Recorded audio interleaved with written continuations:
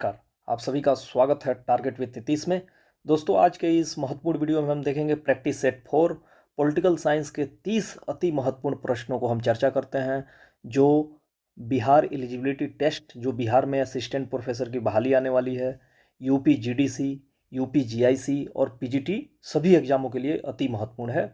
और आपको बता दें कि जितने भी प्रश्न मैं इस प्रैक्टिस सेट में शामिल कर रहा हूँ, वो सभी प्रश्न जो हैं किसी न किसी पीजीटी असिस्टेंट प्रोफेसर के एग्जाम में आए हुए प्रीवियस ईयर क्वेश्चन है। तो आइए शुरू करते हैं आज का ये महत्वपूर्ण भाग। मेरा नाम है नीतीश कुमार। पहला प्रश्न है, सकारात्मक स्वतंत्रता का पक्षधर कौन था? ऑप्शन ए है मार्क्स, ऑप्शन बी है ग्रीन, ऑप्शन सी है बेंथम और ऑप्शन डी है जेएस मिल।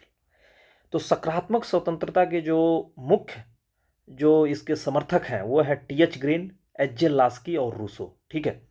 तो पॉजिटिव लिबर्टी हम उसे कहते हैं कि कोई भी ऐसी जो स्वतंत्रता है उसको हम एंजॉय करते हैं, साथ साथ जो उसमें कमियां होती हैं उसको जो है सरकार द्वारा सपोर्ट किया जाए।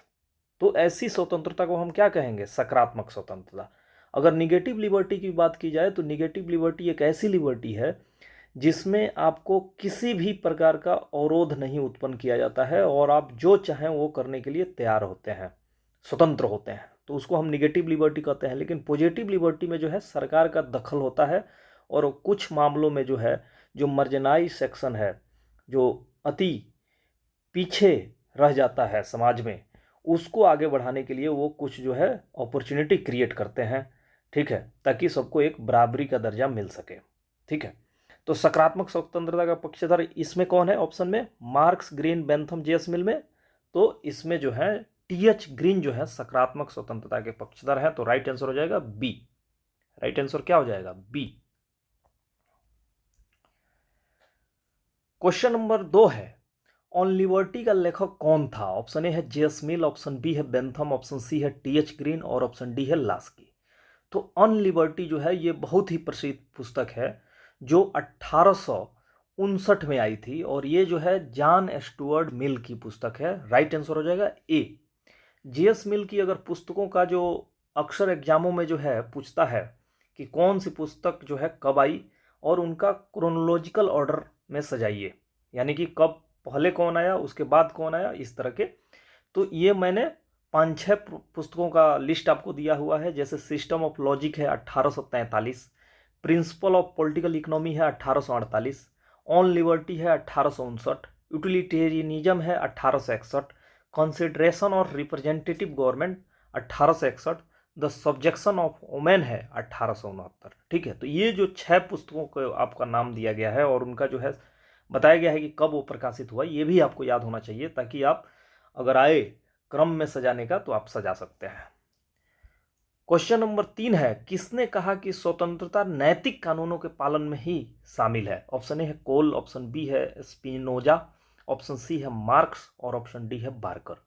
तो स्वतंत्रता नैतिक कानून के पालन में ही शामिल है, ये कथन जो है स्पिनोजा का है। तो राइट आंसर हो जाएगा बी। और ये सभी प्रश्न जो है दिल्ली पीजीटी से लिए हैं हमने।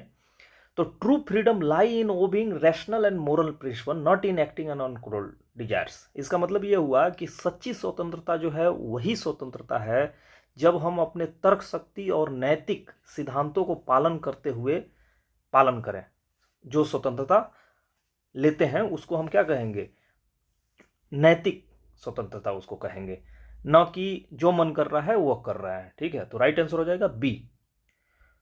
क्वेश्चन नंबर 4 है, समानता की होड़ में आजादी की आशा को धूल में मिला दिया, यह किसने कहा? ऑप्शन ए है लॉर्ड एक्टन, ऑप्शन बी है ऑस्टिन, ऑप्शन सी है पोलैंड और ऑप्शन सी है लॉर्ड ब्राइस। तो ये जो है ये लॉर्ड एक्टन का कथन है। तो राइट आंसर हो जाएगा ए।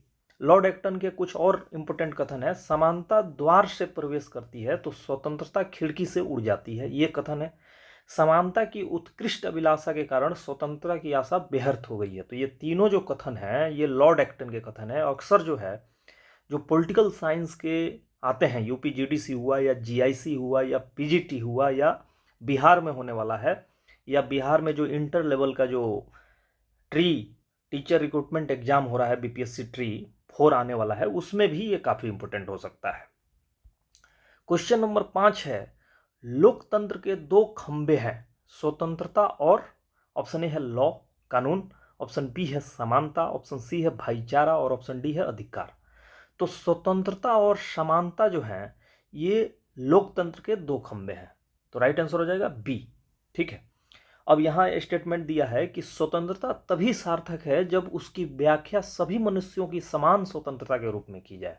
ठीक है, इसलिए जो है स्वतंत्रता और समानता जो है दो खंभे हैं लोकतंत्र के। क्वेश्चन नंबर 6 है द मॉडर्न स्टेट पुस्तक के लेखक कौन है? ऑप्शन ए है लास्की, ऑप्शन बी है मैकाइबर, ऑप्शन सी है बिल्सन और ऑप्शन डी है लॉर्ड ब्राइस। तो द मॉडर्न स्टेट जो पुस्तक है ये मैकाइबर की पुस्तक है जो 1926 में आई थी, तो आपको याद होना चाहिए सीधे सीधे। क्वेश्चन नंबर 7 है किसने कहा था जहां कानून नहीं वहां स्वतंत्रता नहीं? Where there is no law there is no freedom, यानी कि इसका सीधा मतलब है कि जब कानून होगा तभी वहां आप स्वतंत्रता एंजॉय कर पाएंगे। अगर किसी समाज में कानून की व्यवस्था न हो तो लोग जो है दूसरे की स्वतंत्रता का हनन करने लगेंगे, इसलिए जो है कानूनों के माध्यम से जो है स्वतंत्रता पर रिस्ट्रिक्शन कुछ लगा के जो है सबको समान स्वतंत्रता मिल पाती है। तो राइट आंसर क्या हो जाएगा इसका? जॉन लॉक का कथन है ये। ठीक है, राइट आंसर हो जाएगा बी।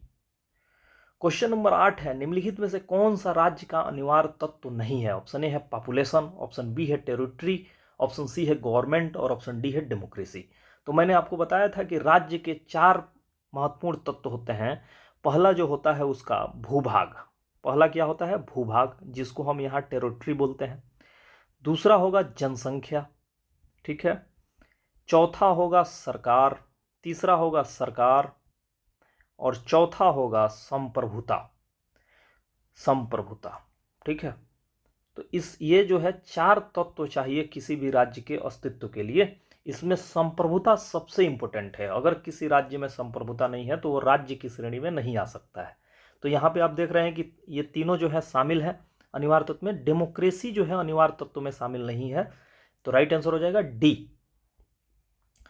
क्वेश्चन नंबर 9 है सामान्य इच्छा की अवधारणा किसके द्वारा प्रतिपादित की गई थी? तो आप जानते हैं कि जनरल विल की जो अवधारणा है ये रूसों के द्वारा प्रतिपादित की गई थी। जनरल विल जो है सामान्य इच्छा एक ऐसी धारणा है जिसमें कोई व्यक्ति जो है व्यक्तिगत हितों को ध्यान में न रखकर समाज के गुडविल का ध्यान रखता है, समाज के लिए जो फायदेमंद होता है उसको ध्यान रखता है। तो राइट आंसर हो जाएगा सी। और ये जनरल विल का जो कंसेप्ट है ये सोशल कॉन्ट्रैक्ट 1762 जो पुस्तक आई थी रूसो की, उसमें उन्होंने ये बात कही थी। ठीक है, तो ये याद होना चाहिए आपको। 10 है संप्रभुता नागरिकों और प्रजाओं के ऊपर राज्य की वो सर्वोच्च शक्ति है जो कानून द्वारा सीमित नहीं है। ये कथन किसका है? तो ये कथन जो है ये जीन बोदिन का है। तो राइट आंसर क्या हो जाएगा यहाँ पे? राइट आंसर हो जाएगा ए, जीन बोदिन। और आप जानते हैं कि संप्रभुता की जो अवधारणा सर्वप्रथम दिया था वो जीन बोदिन ने ही दिया था। तो राइट आंसर हो जाएगा ए। अब प्रश्न उठता है कि जीन बोदिन की जो संप्रभुता है वो किसके ऊपर है? तो जीन बोदिन ने कहा कि जो संप्रभुता होती है वो राज्य की सर्वोच्च शक्ति होती है, लेकिन वो डिवाइन लॉ और नेचुरल लॉ द्वारा जो है प्रतिबंधित होती है, न कि man made law. Man made law जैसे कि जो राज्य का कानून होता है, जो मानव द्वारा बनाया जाता है कानून, पार्लियामेंट के द्वारा बनाया जाता है, उसको जो है ऊपर होती है। डिवाइन लॉ और नेचुरल लॉ से नीचे होती है बस। तो अब प्रश्न उठता है कि डिवाइन लॉ किसे कहते हैं? तो डिवाइन लॉ जो है वो गॉड मेड लॉ है, यानी कि भगवान द्वारा निर्मित कानून। जैसे कि धर्म ग्रंथों की जो कानून है, जैसे कुरान शरीफ का कानून है, इसी तरह जो है मनुस्मृति कानून है, ये इसको डिवाइन लॉ मान सकते हैं आप।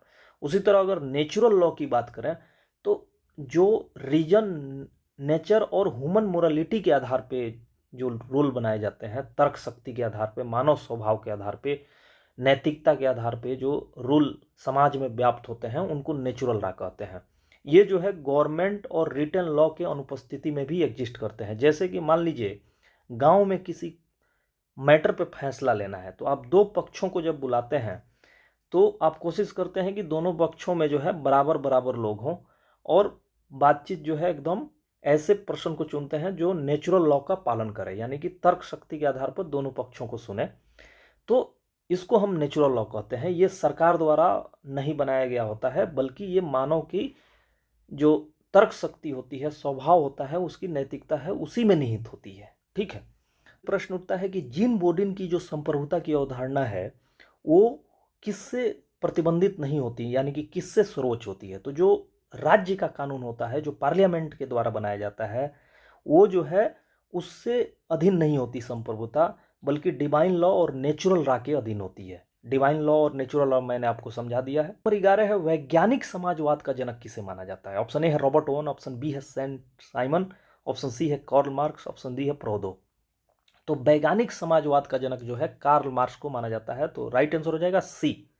जबकि यूटोपियन समाजवाद होता है, जिसको स्वप्नलोकीय समाजवाद भी कहते हैं, इसके जो जनक माने जाते हैं वो रॉबर्ट ओवन को माना जाता है। किसको माना जाता है? रॉबर्ट ओवन को। इसी तरह अगर आपसे पूछा जाए कि यूटोपियन सोशलिज्म जो है, स्वप्नलोकीय स्वप्नदर्शी समाजवाद है, उसके प्रवर्तक कौन कौन है, तो रॉबर्ट ओवन है, सेंट साइमन है और चार्ल्स फूरियर है। ये तीन नाम आपको प्रमुखता से याद होना चाहिए। जबकि वैज्ञानिक समाजवाद का जनक जो है कार्ल मार्क्स को माना जाता है। क्वेश्चन नंबर 12 है, the theory of natural rights is associated with, प्राकृतिक अधिकारों का सिद्धांत किससे जुड़ा हुआ है। तो आप जानते हैं कि प्राकृतिक अधिकार जो है ये जॉन लॉक से जुड़ा हुआ है, तो राइट आंसर हो जाएगा सी। जॉन लॉक ने कहा कि जो इंडिविजुअल्स होते हैं वो जैसे ही जन्म लेते हैं वो प्राकृतिक अधिकारों के साथ जन्म लेते हैं, और ये किसी गवर्नमेंट और अथॉरिटी से बिल्कुल स्वतंत्र होते हैं। ठीक है। और इन्होंने कहा कि right to life, liberty and property, यानी कि जीवन का अधिकार, स्वतंत्रता का अधिकार और संपत्ति का अधिकार जो है, ये इन्होंने तीन प्राकृतिक अधिकारों की बात की, जिसमें से इन्होंने कहा कि संपत्ति का अधिकार जो है सबसे पवित्र अधिकार है। तो राइट आंसर यहां क्या हो जाएगा? सी। क्वेश्चन नंबर 13 है, किस शासन प्रणाली को उत्तरदायी सरकार कहा जाता है। ऑप्शन ए है अध्यक्षतात्मक शासन प्रणाली, ऑप्शन बी है संसदीय शासन प्रणाली, ऑप्शन सी है तानाशाही और ऑप्शन डी है सैन्य शासन। तो जो संसदीय शासन प्रणाली है, जिसमें जो कार्यपालिका होती है वो विधायिका का पार्ट होती है, और निचले सदन, यानी कि जैसे भारत में ही उदाहरण के रूप में ले लीजिए, तो जो मंत्री परिषद होता है वो लोकसभा के प्रति उत्तरदायी होता है। ठीक है। तो राइट आंसर क्या हो जाएगा? संसदीय शासन प्रणाली, बी। क्वेश्चन नंबर 14 है, किसने कहा अपने ऊपर, अपने शरीर और मस्तिष्क पर व्यक्ति संप्रभु है। तो ये जो कथन है ये जेएस मिल का कथन है। जेएस मिल जो है स्वतंत्रता के बहुत बड़े प्रवर्तक माने जाते हैं। इन्होंने कहा कि व्यक्ति की स्वतंत्रता तब तक सीमित नहीं की जा सकती है जब तक कि वह किसी दूसरे को नुकसान नहीं पहुंचा रहा हो। इसे उन्होंने हार्म प्रिंसिपल का नाम दिया। तो ये राइट आंसर क्या हो जाएगा? जेएस मिल। क्वेश्चन नंबर 15 है, राज्य एक वर्ग द्वारा दूसरे वर्ग का शोषण का यंत्र है, विचार किसका है। तो ये आप जानते हैं मार्क्सवादी ऐसा मानते हैं, तो राइट आंसर हो जाएगा बी।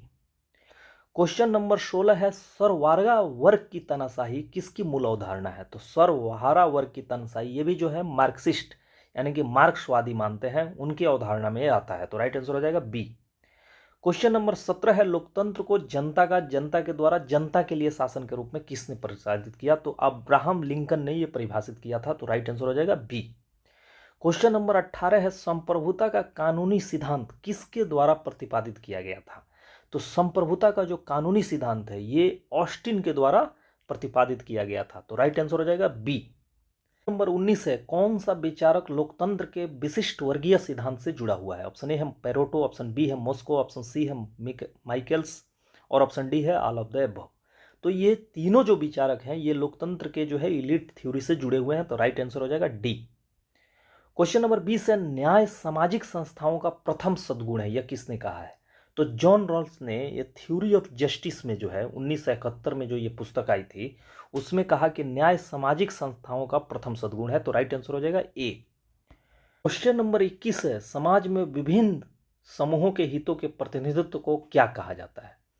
तो जब समाज के अलग अलग हित समूहों जैसे किसान, मजदूर, व्यापारी, शिक्षक, उद्योगपति को उनके पेशे के आधार पर प्रतिनिधित्व दिया जाता है, न कि क्षेत्र के आधार पर, तो इसे फंक्शनल रिप्रेजेंटेशन कहा जाता है, व्यावसायिक प्रतिनिधित्व। राइट आंसर हो जाएगा ए। क्वेश्चन नंबर 22 है, सांप्रदायिक प्रतिनिधित्व का क्या मतलब है। सांप्रदायिक प्रतिनिधित्व का मतलब होता है जब धर्म के आधार पे जो है एक धर्म विशेष के लोगों को यह अधिकार दे दिया जाए कि आप अपने ही धर्म के लोगों का चुनाव करें, तो इसे ही सांप्रदायिक प्रतिनिधित्व दिया जाएगा, कहा जाएगा। तो इसको क्या कहेंगे? Representation on the basis of religion, तो राइट आंसर हो जाएगा सी। मार्ले मिंटो एक्ट जो है 1909 में आया था, जिसने जो है सांप्रदायिक की शुरुआत की थी भारत में, इसने जो है मुसलमानों को पृथक निर्वाचन का अधिकार दिया था। तो राइट आंसर हो जाएगा सी। क्वेश्चन नंबर 23 है, सांप्रदायिक प्रतिनिधित्व किसका अस्तित्व मानकर चलता है? ऑप्शन ए है joint electorate, option B separate electorate, option C reservation of seats, option D both joint and separate electorate.